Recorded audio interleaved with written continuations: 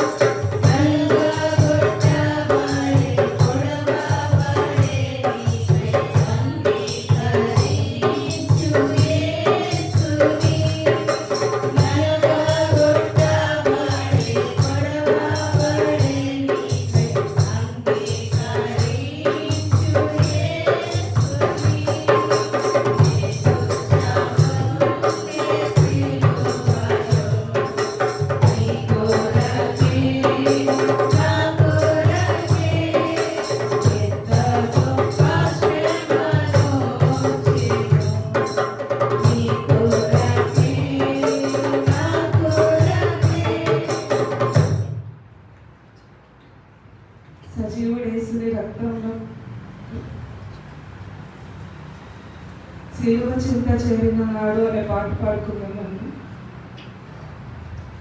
సిలువ చింత చేరిన నాడు కలుషములను కడిగి వేయు సిలువ చింత చేరిన నాడు కలుషములను కడిగి వేయు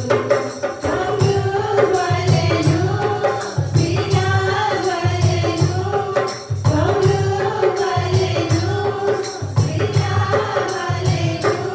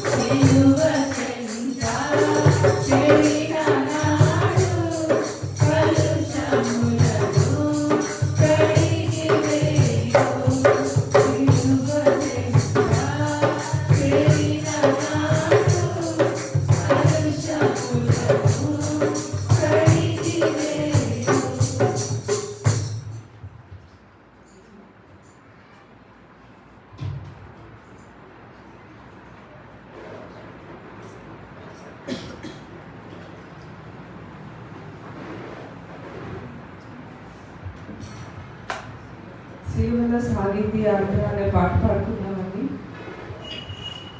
సిలువలో సాగింది యాత్ర, కరుణామయుని దయగల పాత్ర. సిలువలో సాగింది యాత్ర, కరుణామయుని దయగల పాత్ర. ఇది ఎవరి కోసమో, ఈ జగతి కోసమే, ఈ జనుల కోసమే, జగతి కోసమే, ఈ జనుల కోసమే. సిలువలో సాగింది యాత్ర, కరుణామయుని దయగల పాత్ర. మారుమారు దేహముపైన పాపాత్ముల కొరడాలెన్నో, మారుమారు దేహముపైన పాపాత్ముల కొరడాలెన్నో.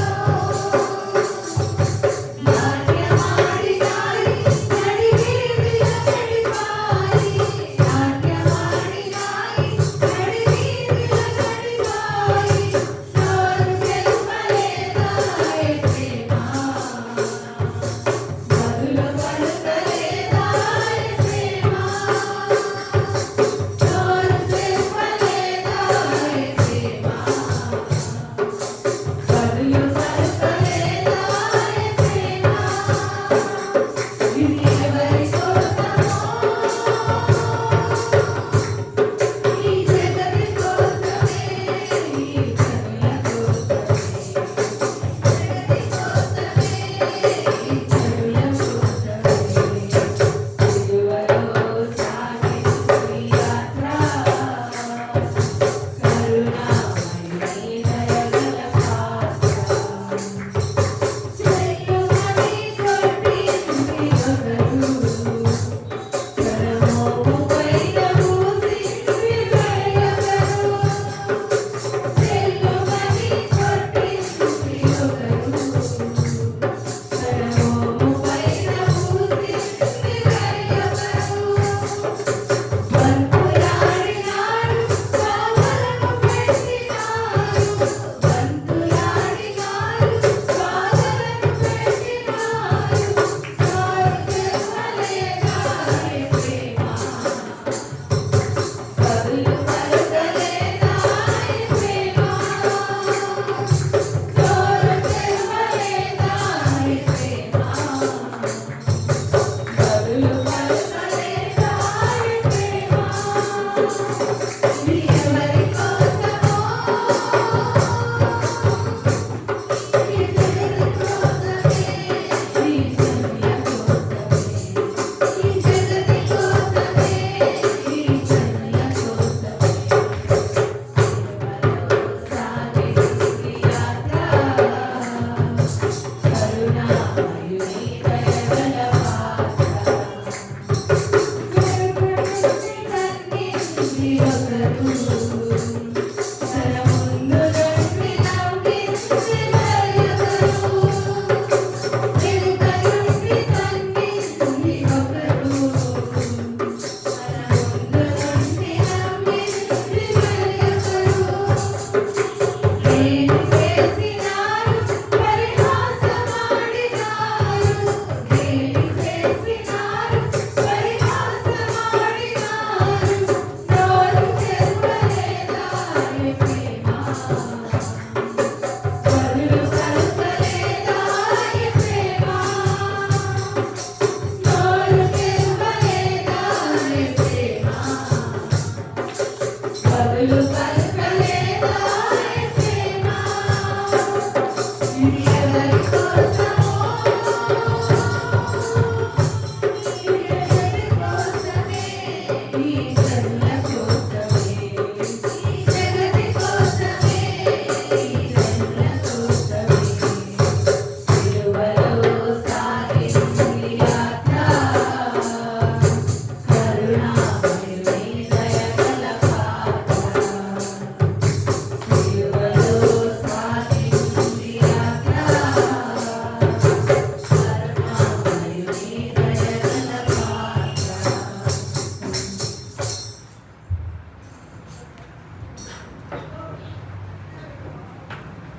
మయంపరిచిన బిడ్డలకి ప్రత్యేకమైన వందనాలు తెలియజేసుకుంటూ ఈ సమయంలో దేవుని యొక్క వాక్యాన్ని మనము విందాం. ఈ దినాన మరి దేవుని యొక్క వాక్యాన్ని అందజేయడానికి మన మధ్యలో బ్రదర్ సురేష్ గారు ఉన్నారు. ఆ వాక్యాన్ని అందజేయకపోయే ముందు మన మధ్యలో ఉన్న సిస్టర్ పావని రమేష్ గారు వచ్చి ప్రార్థన చేస్తారు. దాని తర్వాత బ్రదర్ సురేష్ గారు వాక్య సందేశాన్ని అందజేస్తారు. పరిశుద్ధుల ప్రేమ కలిగిన తండ్రి, కృప కలిగిన దేవా, నీకు లేని స్తుతులు స్తోత్రాలు వందనాలు నాయన ప్రభా. ఈ ధ్యానాలు నాయన ప్రభా జయకరంగా జరుపుకోవడానికి నువ్వు ఇచ్చిన కృపను బట్టి నీకు వందనాలు ప్రభా. 3 రోజులు నాయన ప్రభా జయకరంగా జరిపించుకుని నాయన ప్రభా 4వ దినమున నాయన ప్రభా నిన్ను ఆరాధించడానికి నాయన ప్రభా నువ్వు ఇచ్చిన సమయాన్ని బట్టి నీకు లేని స్తుతులు స్తోత్రాలు వందనాలు నాయన ప్రభా. పాఠ్యం మీరున్నారు దేవా, నీకు వందనాలు నాయన ప్రభా. వాక్యాన్ని విత్తబోయిన నాయన ప్రభా బ్రదర్ సురేష్ గారిని జ్ఞాపకం చేసుకోండి అయ్యా, నీకు వందనాలు నాయన ప్రభా. మాకు ఏ ఆత్మీయ ఆహారం కావాలో నాయన ప్రభా అటు ఆహారం అందించడానికి నీ కృపను నీ కాపుదలను దయచి అయ్యా, నీకు వందనాలు నాయన ప్రభా. నీ శక్తిని నాయన ప్రభా, నీ జ్ఞానాన్ని నాయన ప్రభా మాలో నింపుకుని నాయన ప్రభా నిన్ను స్తుతించే కృపను మాకందరికీ దయచేయమని, వచ్చిన బిడ్డలందరినీ దీవించి ఆశీర్వదించమని, చిన్న ప్రార్థనని పాస్తాన్ని చేర్చుకోమని యేసునామం పేరట వేడుకుంటున్నాం మా పరమ తండ్రి.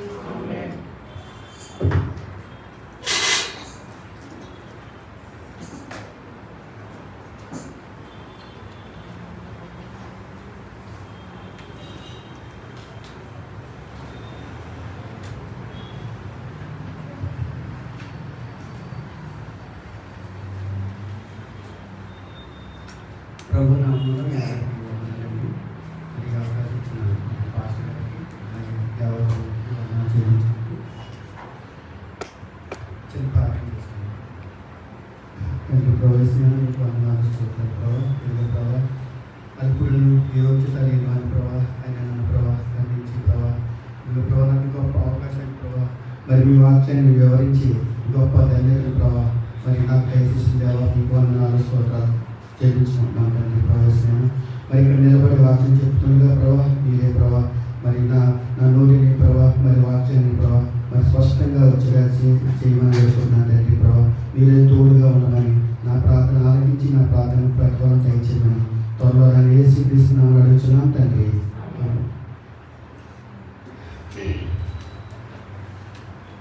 మీ అందరికీ మరొకసారి వందనాలు చెల్లించుకుంటూ మనం ఇప్పుడు శిలువ ధ్యానాల గురించి మనం మాట్లాడుకుంటున్నాం కాబట్టి మరి ఈ 40 రోజులు శిలువ ధ్యానాల్లో మరి ఈ శిలువల గురించి కొన్ని విలువైన మాటలు మనం నేర్చుకున్నాం. దాన్ని నేను తెలియజేయాలని మీ ముందు ఉంచాలని నేను ప్రిపేర్ అయ్యి వచ్చాను. ముందుగా మరి మనం ఈ 40 days మనం ఆచరించాలా లేకపోతే మరి పాటించాలా ఎలాగా అన్నది మనం గ్రహించినట్లయితే 40 days మనం ఏమి పాటించి అవసరం ఏమీ లేదు. కఠినంగా ఉండవాలి అని ఇక్కడ మనకి వాక్యంలో కూడా లేదు. మనం ఏంటంటే ఈ 40 days ఇంకా మరీ ఎక్కువగా దేవునితో సహవాసం కలిగి జ్ఞానం చేసుకుంటూ ఉండాలని మనకి వాక్యాలు తెలియజేయబడ్డాయి.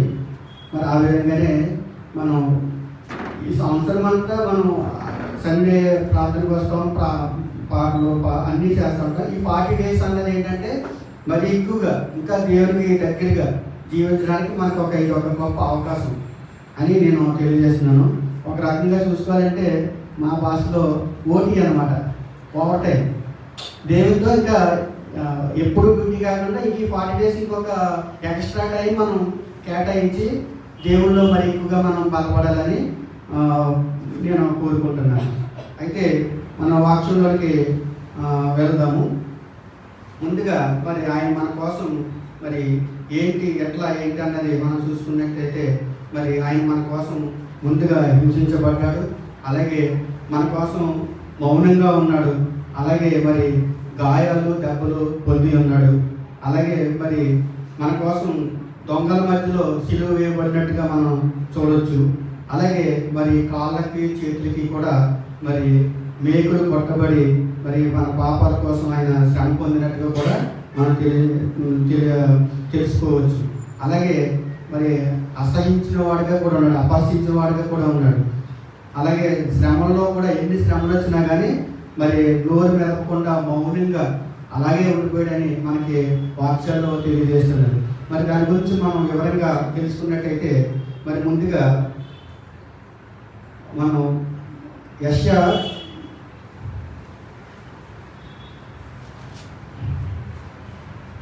గ్రంథము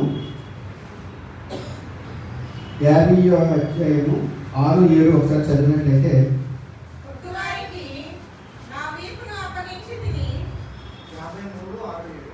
50:6-7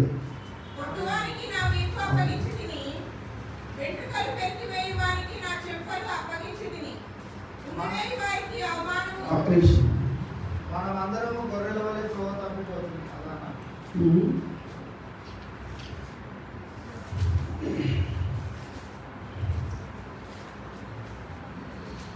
50వ అధ్యాయము 6-7 యెషయా గ్రంథము 50:6-7.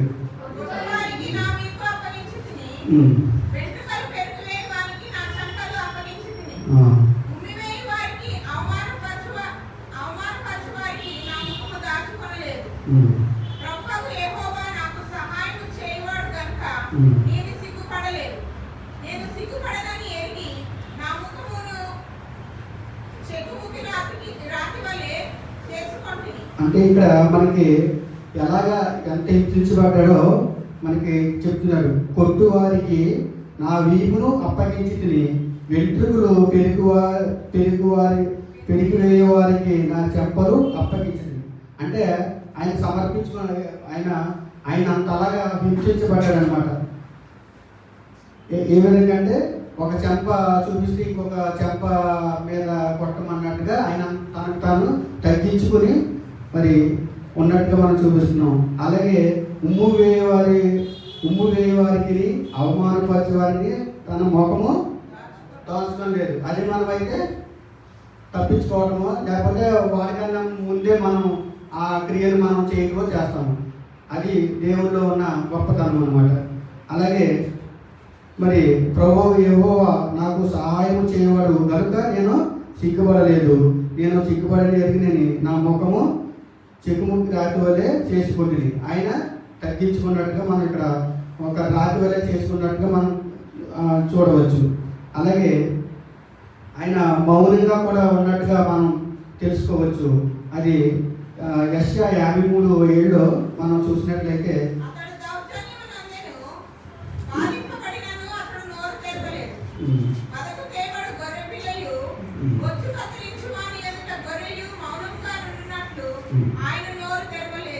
ఇక్కడ ఏమంటారంటే, అతడు దౌర్జన్యము నొందెను, బాధింపబడినను అతడు నోరు తెరవలేదు.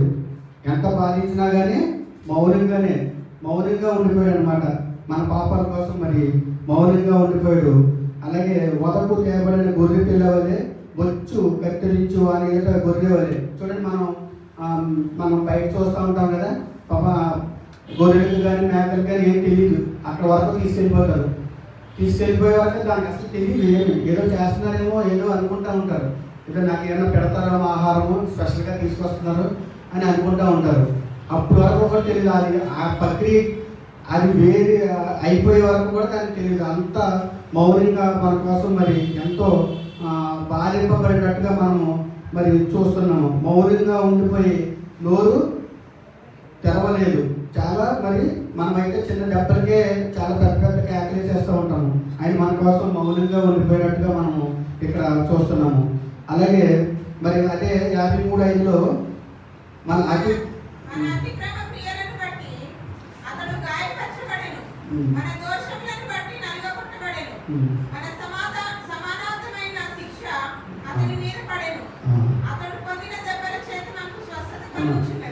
చూడండి, ఇక్కడ మన అతిక్రమం బట్టి అతడు గాయపరచబడేను. అంటే మన అతిక్రమం అంటే పాపాలు, మనం చేసిన పాపాలు మరి మనం ఆయన చెప్పిన విధంగా మనం నడవకుండా ఉండటం, ఈ క్రియలన్నిటిని బట్టి మన అతిక్రమాన్ని బట్టి అతడు గాయపరచబడేను.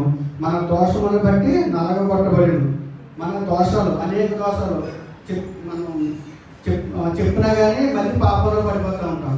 ఆదివారం రోజు చర్చకు వస్తాము, వింటాము ఒక మంచి మెసేజ్, ఇలాగే జీవించాలి, ఆ వాక్యానుసారంగానే జీవించాలి అని కూర్చున్న చెప్పు అనుకుంటాము. కానీ బయటకు వెళ్ళినప్పటికీ ఆ బయట వాతావరణం లేదా అక్కడ ఉన్న పరిస్థితులు బట్టి మన మనసు మారిపోతూ ఉంటుంది. మరి అలా ఉండకుండా మరి మనం జీవించాలని నేను కోరుకుంటున్నాను. అలాగే అతడు పొందిన దెబ్బల చేత మనకు స్వస్థత. చూడండి, ఆయన మరి సిలువలో పొందిన ఆ గాయాల వల్ల మనకు ఆయన గాయాలు పొందుతూ మనకైనా ఇండైరెక్ట్గా స్వస్థత కూడా కలగజేశాడు. అక్కడ ఉన్న వాళ్ళందరికీ స్వస్థత కూడా కలిగిందని మనకి ఇక్కడ వాక్యంలో తెలియజేయబడుతుంది. అలాగే మరి చూసుకున్నట్లయితే మరి ఆయన సిలువ వేయబడిన విధానం చూస్తే మరి మార్కు సువార్త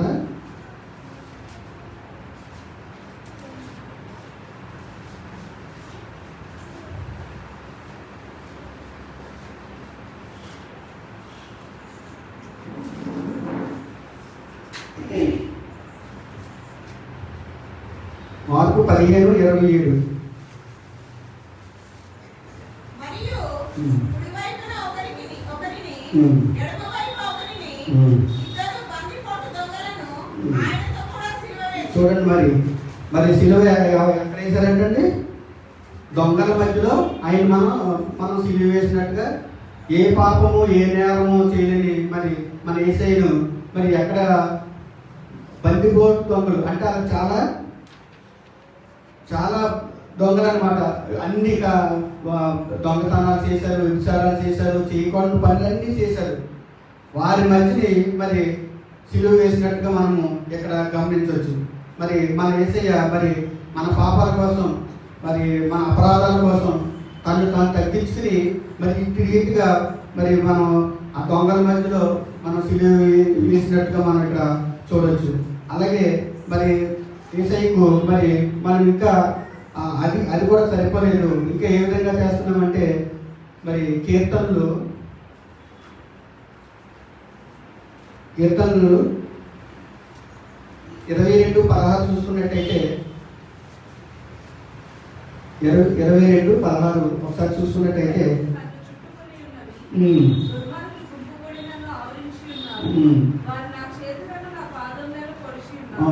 ఇక్కడ ఏమంటున్నారండి? కుక్కలు నన్ను చుట్టుకుని ఉన్నవి, దుర్మార్గులు గుంపు కూడి నన్ను ఆవరించి ఉన్నారు, వారు నా చేతులను నా పాదములను పొడిచి ఉన్నారు. అంటే ఇక్కడ ఏంటంటే పొడిచి ఉన్నారంటే చేతులకి కాళ్ళకి మేకులతో సిలువ వేశారనమాట. ఆ విధంగా మరి సిలువ వేసినట్టుగా ఆయన ఇబ్బంది పెట్టినట్టుగా మనం మరి దేవుని వాక్యంలో మనం తెలుసుకోవచ్చు. అలాగే మనం ఆయన్ని అక్కడ ఉన్న ప్రజలు మరి ఆ సిలువ మోస్తూ అనేక శ్రమలు పొందుతూ అక్కడ ఉన్న జనమంతో హేళన చేస్తున్నారనమాట. హేళన చేస్తున్నారు. ఏమనంటే, నువ్వు దేవుని కుమారుడు అయితే నువ్వు తప్పించుకోలేవా, నువ్వు దాని నుంచి విముక్తి పొందలేవా అన్నట్టుగా హేళన. మన ఈ లోపల అయితే కానీ ఏమంటామంటే ఎగతాళి చేస్తున్నారు. చాలా ఏదో చిన్నవాళ్ళలాగా ఎగతాళి చేస్తున్నట్టుగా మనం ఇక్కడ చూడవచ్చు. అదే కీర్తనలో 22:7-8 ఒకసారి చూస్తే మనకి ఇక్కడ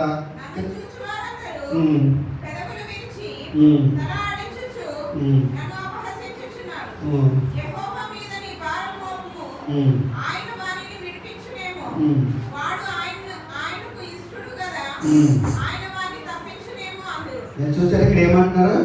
నన్ను చూసే వారందరూ పెదవులు విరిచి తల ఆడించుతూ నన్ను అపహసిస్తున్నారు, అంటే హేళన చేస్తున్నారు. చాలా జోగ్గా తీసుకున్నారు అనమాట ఇదంతా.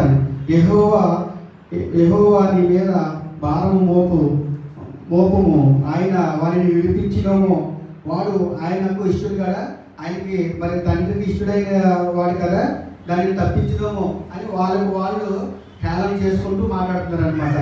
అలాగే మరి ఇంకా చూసుకున్నట్లయితే మనము మరి శ్రమల్లో కూడా ఆయన మనకు తోడుగా ఉన్నట్టుగా కూడా మనం గ్రహించవచ్చు. ఎన్ని శ్రమలు వచ్చినా మరి మనం ఏంటిగా ఇంతకాలం 2000 సంవత్సరాలు గతించిపోయి 2026 సంవత్సరం గతించిపోయినా మన చుట్టూ మనల్ని కాచి కాపాడుతూ మరి మనకు తోడుగా ఉన్నందుకు మరి ఆ యేసయ్యకు వందనాలు చెల్లించుకోవాలి. ఇంకా శ్రమంలో మనం చూసుకున్నట్లయితే ఫిలిప్పీలకు రాసిన పత్రికలో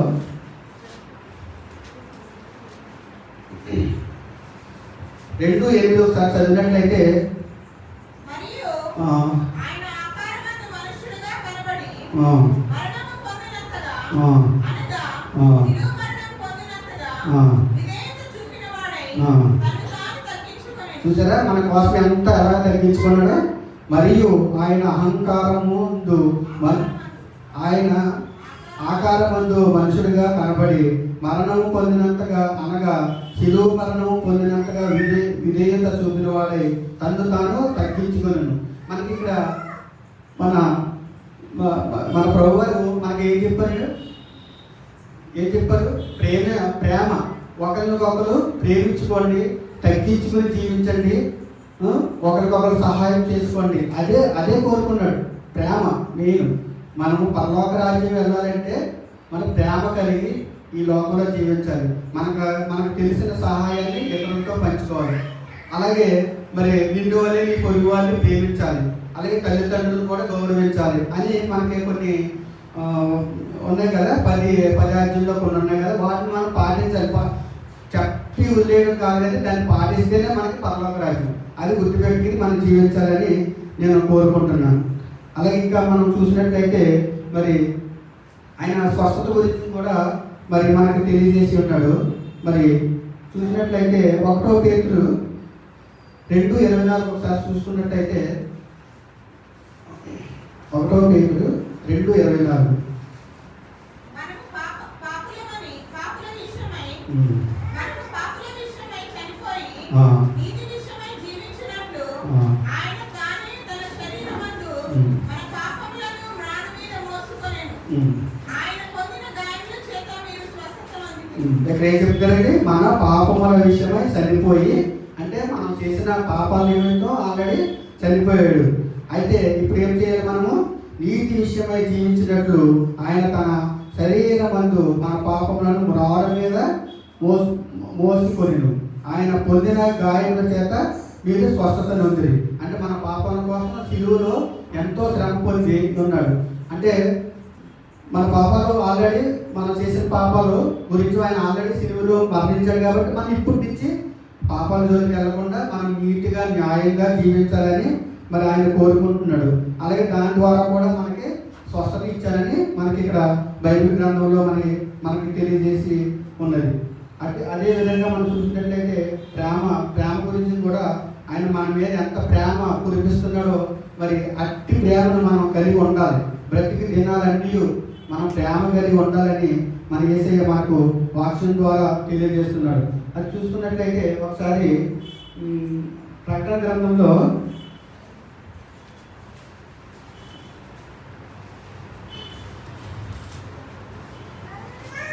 ప్రకటన 3:19 సార్ చూసుకున్నట్లయితే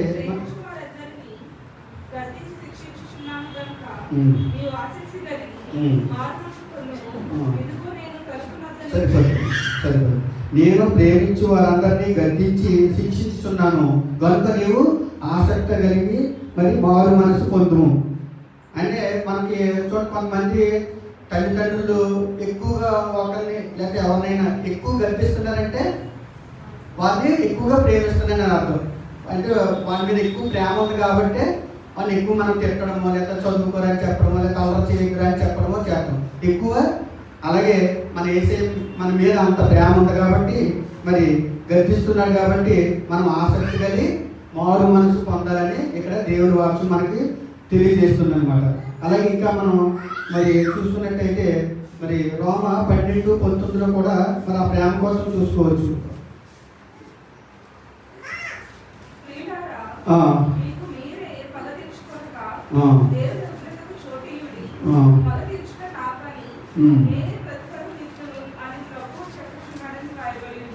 చూడండి ఇక్కడ ఏమైనా ఉందంటే మరి ప్రియులారా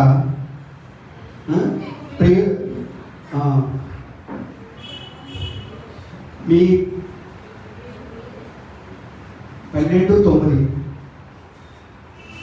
మీ ప్రేమ నిష్కపటమైనదై ఉండవలెను, చెడ్డదానిని నసహించుకొని మంచి దానిని హత్తుకొని ఉండుడి. ఏమన్నారండి? అది చెడ్డదాన్ని అది ఈ విధంగా మనం నీ ప్రేమ నిష్కపటమైనదై ఉండవలెను, చెడ్డదానిని అసహించుకోవాలి. అంటే చెడ్డ ఏ ఉన్నాయో వాటిని మనం వదిలేయాలన్నమాట. వదిలేసి మనం జీవించాలని మంచిదాన్ని ప్రేమించాలి, హత్తుకొని జీవించాలి. దేవుడు చెప్పిన ఈ వాక్యాలు బైబిల్ గ్రంథంలో ఉన్నాయని మనం పాటించి వాటిని మనం హత్తుకొని మనం జీవించాలని ఆయన తెలియజేస్తున్నాడు. అలాగే మరి ఇంకా చూసుకున్నట్లయితే ఆయన శిలువను జయించిన విధానాన్ని కూడా మనం మరి ఏ విధంగా జయించాడో కూడా మనం చూసుకున్నట్లయితే మరి హెబ్రీలు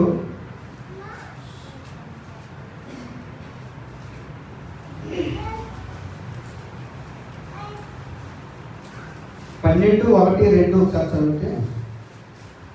ఇంత గొప్ప సాక్షి సమూహము మేఘము వలె మనలను ఆవరించి ఉన్నందున మనము కూడా ప్రతి భారమును సులువుగా చిక్కులు పెట్టి పాపమును విడిచిపెట్టి విశ్వాసమునకు కర్తయు దానిని కొనసాగించువాడనైన యేసు వైపు చూచుచు మన ఎదుట ఉంచబడిన పందెములో ఓపికతో పరిగెత్తుదాము.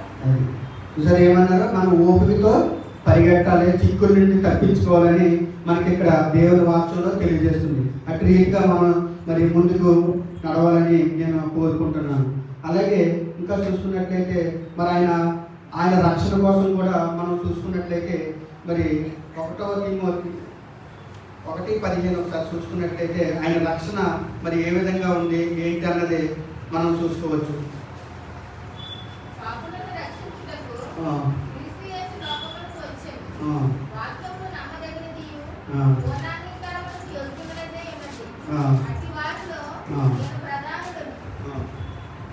ఇక్కడ ఏమంటారు? పాపులను రక్షించుటకు క్రీస్తు యేసు లోకమునకు వచ్చెను, వాక్యము నమ్మదగినదియు పూర్ణాంగీకారముగా యోగ్యమై ఉన్నదని అట్టి వారిలో నేను ప్రధానుడను.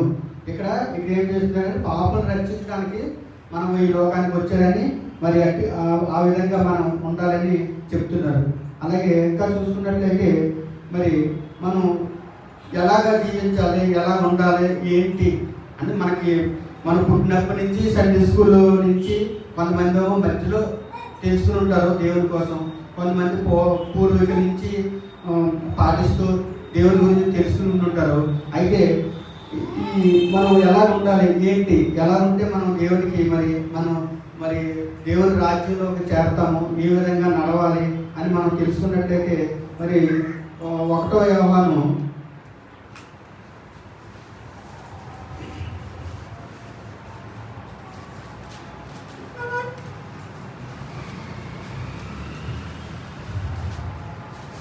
3:16 ఒకసారి చూసుకున్నట్లయితే మనకి ఆయన మన నిమిత్తము తన ప్రాణము పెట్టెను గనుక దీని వలన ప్రేమ ఎట్టిదని తెలుసుకొనుచున్నాము. మనము కూడా సహోదరుల నిమిత్తము మన ప్రాణములను పెట్ట బదులమై ఉన్నాము. ఆయన కూడా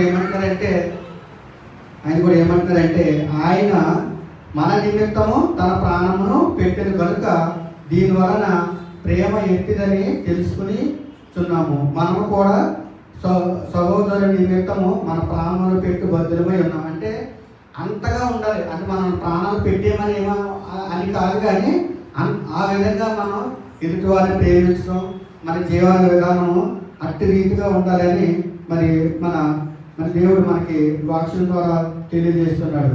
అలాగే ఇంకా చూసుకున్నట్లయితే మరి ఫిలిప్పీలకు రాసిన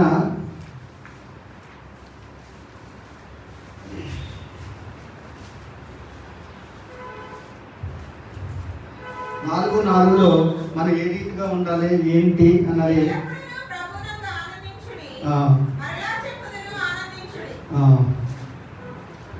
ఎల్లప్పుడూ ప్రభువునందు ఆనందించుడి, మరలా చెప్పుదును ఆనందించుడి. మరలా చెప్పుదునంటే ఆయన చెప్తూనే ఉన్నాడు, కానీ మనం పాపంలో పడిపోతూనే ఉంటున్నాం.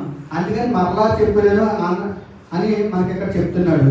అలాగే మీ సహనమును సకల జనులకు తెలుగుబడని మిమ్మల్ని ఆదర్శంగా చూసుకుని వేరే వాళ్ళు వీళ్ళు క్రిస్టియన్స్, వీళ్ళు చాలా మంచోళ్ళు అని మన పక్కోళ్ళు వాళ్ళు చూసి మనల్ని చూసి వారు కూడా మారు మనసు పొంది దేవుళ్ళలోకి రావడానికి వాళ్ళకు ఒక ఉదాహరణగా ఉండాలని మరి ఇక్కడ మనకి తెలియజేయబడుతుంది.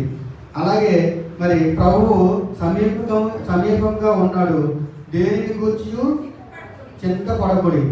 మనకి దేవుడు ఎప్పుడు మన పక్కనే ఉంటాడు. మనకి ఎవరు లేరేమో, మనం ఒంటరిగా ఉన్నాము అని అనుకుంటూ ఉంటాము. అయితే ఆయన ఏమంటారంటే, మీరు ఏమి చింతించకూడదు, నేను ఉంటాను.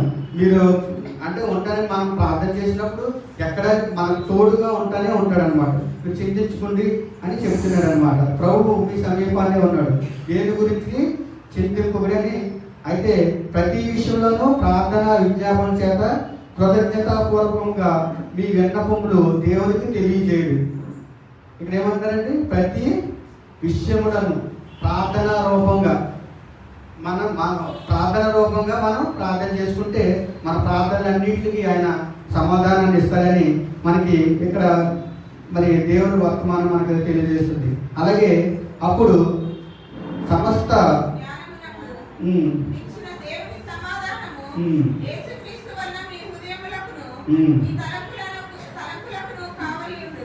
అప్పుడు ఇవన్నీ మనం మరి ఈ విధంగా ఉంటే అప్పుడు సమస్త జ్ఞానమునకు మించిన దేవుని సమాధానము, సమస్త జ్ఞానమునకు. ఇప్పుడు పిల్లలు ఎగ్జామ్స్ టైం కదండి, ఇప్పుడు వాళ్ళకి జ్ఞానం కావాలి. ఎగ్జామ్స్ ఉన్నాయంటే ఏం చేయాలి? ప్రార్థించాలి, దేవుడిని అడగాలి. దేవుడిని అడిగితే మనకి జ్ఞానాన్ని ఇస్తారు. ప్రతి విషయంలో మనకి ఏది కొలువుగా ఉన్నా, ఇంట్లో ఏ సమస్యలు ఉన్నా, ఏ విషయంలో మరి అప్పుడు మరి దేవుడిని అడగాలని ఇక్కడ అప్పుడు ఏం చేస్తున్నారు?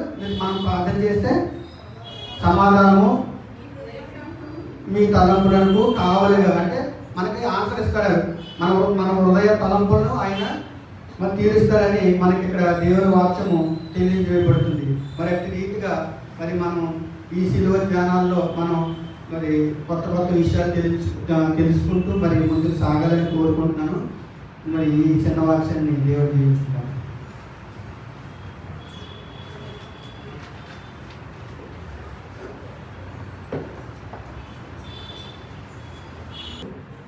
ఈ 40 దినాలు మన జీవితాల్లో ఏమై ఉండాలంట? ఓటీ లాంటివి.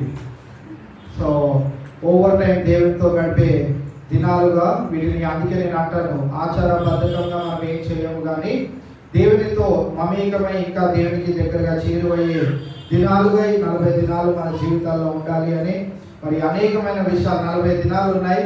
సురేష్ అన్న మొత్తం 40 దినాలు అంతటినీ ఈరోజు ఉపయోగించుకున్నాడు అనిపించింది.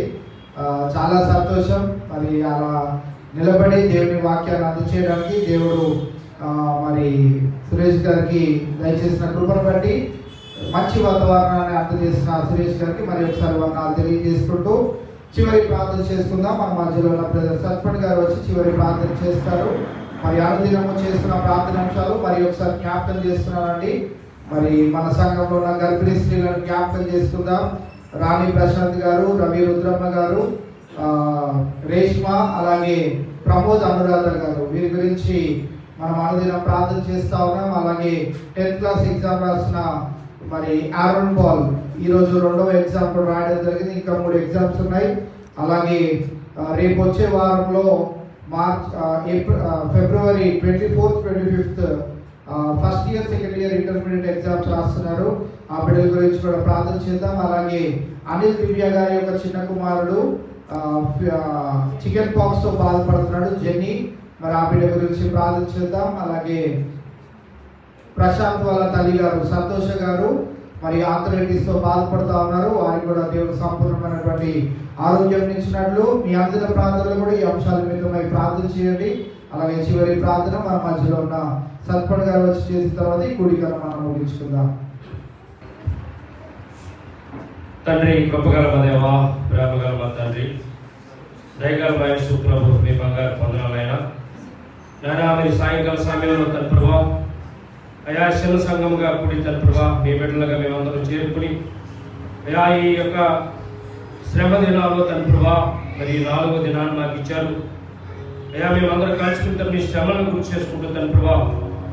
అయ్యా తండ్రి ప్రభా మేము ఎలా జీవించాలి, అయ్యా మేము ఎలాగ బ్రతకాలి తండ్రి ప్రభా, మేము ఎలా నడవాలి అనే అయ్యా మీ యొక్క వర్తమానం ద్వారా తండ్రి ప్రభా ఇంతవరకు మీ దాసుల ద్వారా నీ బిడ్డ ద్వారా మాకు మీ మాటలు వినిపించిన విధానికి వందనాలు. అయ్యా పాపులమైన మమ్మల్ని తండ్రి ప్రభా, అయ్యా మమ్మల్ని రక్షించడానికి తండ్రి ప్రభా పరలోకం నుండి తండ్రి ప్రభా అయ్యా నువ్వు దిగి వచ్చి అయ్యా మా కోసం మీరు ఎన్నో శ్రమలను ఉన్నటువంటి దేవుడిగా ఉన్నానైనా. అయ్యా మేము ఎంతో ధన్యులైనా ఆ పాపములు మా మీద పడుతున్నా మేము శిక్షను అందుకున్న తండ్రి ప్రభా, మీరు శిక్షణ వేసుకుని తండ్రి ప్రభా మా గురించి తండ్రి ఎవరి సరైన నెలకొట్టుకుని మీ ఎవరి రక్తాన్ని క్షిందించి తండ్రి ప్రభా అయ్యా మీరు మా కోసం, మా కుటుంబాల కోసం, మా సంఘ బిడ్డల కోసం, అయ్యా ప్రపంచవ్యాప్తంగా ఉన్నటువంటి అయ్యా క్రైస్తవ జనాల కోసం తండ్రి చేసిన గొప్ప పరియోగాల కోసం మీకు లెక్కలేని స్తుతులు స్తోత్రం రాజా. అయ్యా మీ ఇంత గొప్ప ధన్యత మాకు ఇచ్చారు ఆయన, మీ బిడ్డలుగా స్వీకరించారు, మీ రక్షణ భాగ్యం చేసేసారు ఆయన. మీ సన్నిధిలో నేను ఎలవేళను మేము ప్రార్థించి స్థుతించి గణపరిచే భాగ్యం మాకు అనుగ్రహించిన గొప్ప తండ్రి వందనాలు. మిమ్మల్ని కలిగి ఉంటూ మేము ధన్యులు ఆయన. అయ్యా ఇంతవరకు తండ్రి దాసుల తరత్వమైన చక్కనటువంటి మాటలు మేము వినిపించుకున్నందుకు వందనాలు చెల్లించుకుంటా ఉన్నాం దేవా. అలాగే తండ్రి ప్రభా అయ్యా మా మధ్యలో ప్రార్థన అవసరమైనా అయ్యా గర్భిణీ లేనటువంటి వారు ఎంతో మంది ఉండగా మీరు గర్భఫలం దయచేద్దాం ప్రభా. అలాగే గర్భిణీ స్త్రీలు ఉంటుండగా సుఖమైన ప్రశ్న దయచేద్దాం ప్రభా. అలాగే తండ్రి ప్రభా ఎగ్జామ్ రాస్తున్న బిడ్డలు ఉంటుండగా తగిన జ్ఞానం దయచేస్తాను ప్రభా. వారు ఏది రాయాలో తండ్రి ప్రభా సరైనటువంటి ప్రశ్నకి జవాబు రాసి బిడ్డలుగా వారిని ఉంచుకొని వెళ్ళుకుంటా ఉన్నాం. అలాగే అనారోగ్యంతో బాధపడుతున్న బిడ్డలు ఎంతో మంది ఉంటుండగా తండ్రి ప్రభా నువ్వు స్వస్థపరిచే దేవుడు నాయన. ఎందుకంటే అన్నాడు తండ్రి ప్రభా మరి రక్తపంగా బాధపడుతున్న స్త్రీని అయ్యా మీ స్త్రీని తాకగానే తండ్రి ప్రభా స్వస్థతనిచ్చే దేవుడు నాయన. మీరు ఎన్నో అద్భుతాలు చేసిన గొప్ప తండ్రి ప్రభా. అయ్యా మరి అన్నాడు అయ్యా భూమి ఆకాశం సృష్టించిన దేవుడు, సూర్య చంద్రుడు సృష్టించిన దేవుడు, చనిపోయిన రాదలేపే దేవుడు, అయ్యా కృష్ణుడు స్వస్థపరిచిన దేవుడు, గుడ్డు వారికి సృష్టించిన దేవుడు, గుడ్డు వారికి నాటించిన దేవుడు నాయన. అయ్యా రక్తపంగా బాధపడుతున్న స్త్రీని స్వస్థపరిచిన దేవుడు నాయన. ఎక్కడ సముద్రాన్ని ఢిల్లీ బాయిగా చేసినటువంటి ఒక గొప్ప తండ్రి ఏమిచ్చి మీరు రుణం తీర్చుకోలేదు తండ్రి ప్రభా. మా జీవితాల్లో తండ్రి ప్రభా మా కుటుంబాల్లో మీరు చేస్తున్నట్టు ఎన్నో మేలుకై ఉపకారాలకై మీకు లెక్కలేని స్తుతులు స్తోత్రమైనా. ఇదిగో నా ఈ 4 దినాలు తండ్రి ప్రభా అయ్యా మమ్మల్ని కాసి కాపాడినైనా అయ్యా మిమ్మల్ని గుర్తు చేసుకోవడానికి మీ శ్రమల్ని తండ్రి ప్రభా మిమ్మల్ని ఎవరు వేసుకోవడానికి తండ్రి ప్రభా మాకు ఇచ్చినటువంటి గొప్ప సన్నిధిని బట్టి సమయాన్ని బట్టి నైనా మీకు లెక్కలేని స్తుతులు స్తోత్రమైనా. అయ్యా మరి ఇంతవరకు మీ వాక్యం చెప్పినటువంటి బిడ్డను మీరు దీవించి ఆశ్రయించారు ప్రభా. ఇంకా రాబోయే దినాల్లో తండ్రి ప్రభా మంచి వర్తమానకుడిగా తను మీరు తీర్చిదిద్దమని మన కుటుంబాన్ని కాసి కాపాడి మీ కృపలో భద్రపరచమని గుడి వచ్చిన బిడ్డలందరినీ దీవించి ఆశ్రయించండి. యేసయ్య బిడ్డ ప్రతిమాలు పెట్టుకున్న మా పరమ తండ్రి.